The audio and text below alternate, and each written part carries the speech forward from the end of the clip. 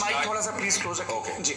अगर आप शायर इसलिए हैं कि आपके कोई उस्ताद शायर थे और वो इसलिए शायर थे कि उनके कोई उस्ताद शायर थे, और इसी तरीके से हम माजी में पीछे चलते चलते चले जाएं और कहीं ना रुके, तो माफ कीजिएगा आप कभी शायर नहीं हो सकते। लेकिन आप शायर हैं, आपका शेर एग्जिस्ट करता है, इसका मतलब ये है कि आप कहीं ना कहीं रुके हैं। तो मेरा सवाल ये है कि क्या आप इन्फिनिट रिग्रेस ऑफ कॉजेस को लॉजिकल फैलेसी मानते हैं या नहीं मानते? हाँ या ना? मैं इन्हें लॉजिकल फैलेसी नहीं मानता हूँ, लेकिन मेरा प्रॉब्लम यह है कि जब मैं नहीं मानता हूँ तो I will continue with this logic जो फैलेसी नहीं हो। आप एक जगह रुक जाते हैं जाके, आप कहते हैं ये गेंद कैसे बनी, ये जजीरा कैसे बना, ये समंदर कैसे बना, ये ज़मीन कैसे बनी, और अचानक गॉड पे जाके आपको ब्रेक लग जाता है।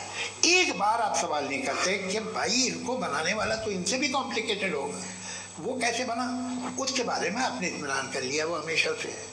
तो अगर आप उसे हमेशा से मानते हैं तो फिर ये मान लीजिए कि कायनात हमेशा से, क्या तकलीफ है? हम मौजूद भी नहीं आते जी है?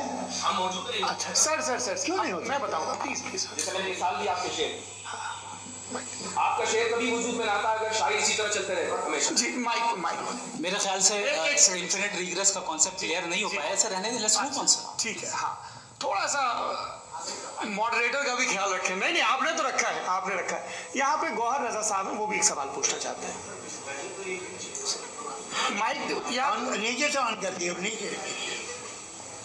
पहले तो ये कह दूं कि मैं उन बच्चों से शर्मिंदा हूं जिनको गजा में कत्ल किया गया, क्योंकि हमारे होते हुए कत्ल किया गया। लेकिन उससे ज़्यादा शर्मिंदगी इस बात से हुई कि मुझे लगा कि मुफ्ती साहब उसको जस्टिफाई कर रहे हैं।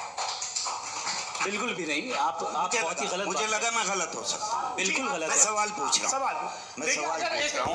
मैं जावेद भाई से डिसएग्री करता हूँ। एक सेकंड देखिए, अगर देखिए ऐसा एक सेकंड आप सर वेट अरे आप मेरे पहले मुझे अपनी बात कह लेने दीजिए।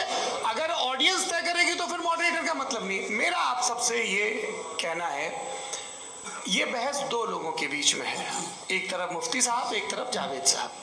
पिछले 1.5 घंटे से ये लोग अपने अपने तर्क रख रहे हैं। आपकी इनसे इत्तेफाकी हो सकती है, ना इत्तेफाकी हो सकती है। मेरे उस्ताद मुझे सिखा गए हैं कि मुखामुखम में असहमति की गुंजाइश बची रहनी चाहिए। अगर मैं आपकी बहुत इज्जत करता हूँ गौहर साहब, आपने जो कमाल की किताबें लिखी हैं साइंटिफिक टेम्परामेंट, लेकिन मेरी ये गुजारिश है आप सबसे कि यदि आप इन लोगों ने जो बोला उन पर टिप्पणियां करेंगे तो ना वक्त की पाबंदी रहेगी ना वो अनुशासन। आप सवाल पूछ लें, उस सवाल में जो बात आ जाए वो आ जाए।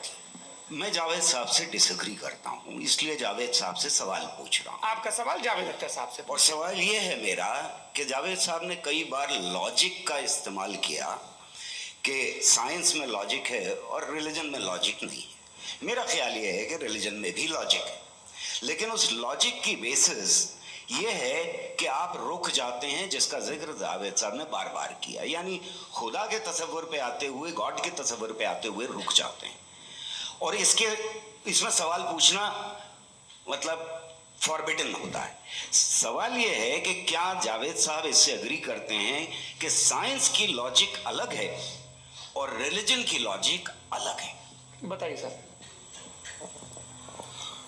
देखिए, 3 चीज़ें हैं, साइंस है, एक है मंतिक है, इस्तिदलाल है, और एक जो है कुछ भी नहीं है, फेथ है, अकीदा है।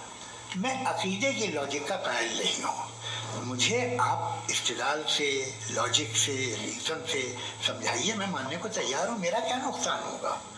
लेकिन ये कि अकीदे पे मैं नहीं जा सकता हूँ। अकीदे का मतलब है कि तुम ये मान लो, सवाल ना करो, ये नहीं। आप सारी बातें करके, बड़ी साइंटिफिक बातें करके एक जगह जाके खुदा के वजूद पे रुक जाते हैं, सरेंडर कर देते हैं। मैं सरेंडर करने को तैयार नहीं। That's all.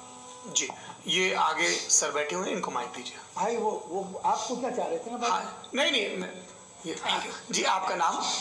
आसिम इफ्तिखार। आसिम जी, पूछिए।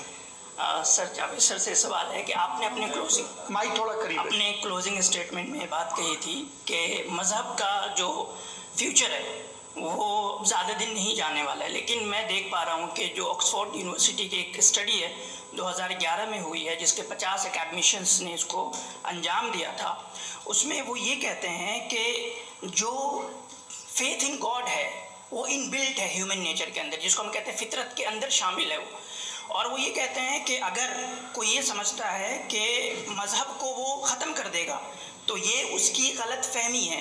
तो आप इसके बारे में, इस स्टडीज़ के बारे में क्या कहते हैं? ठीक है, मैं उनसे एग्री नहीं करता हूँ। वो कौन से प्रोफेसर होंगे, ऐसा इनके क्या पास डेटा है, इन्होंने डेटा के बेसिस होगा? डेटा क्या हो सकता है? फ्यूचर का डेटा तो नहीं हो सकता ना उनके पास, प्रेजेंट का डेटा हो सकता है। डेटा आपने सुना 100 साल पहले का बात का डेटा? मैंने तो नहीं सुना आज तक।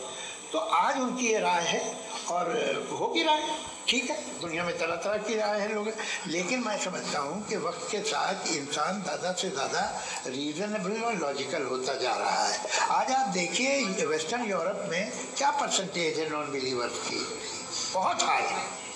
वहाँ चर्च खाली पड़े होते हैं। तो अल्टीमेटली तो इंसान कोई ऐसी बात बहुत अरसे तक नहीं मान सकेगा, चाहे गलत या सही, जो उसे, उसके दिमाग को, उसके जहन को, उसकी लॉजिक को अपील न करे।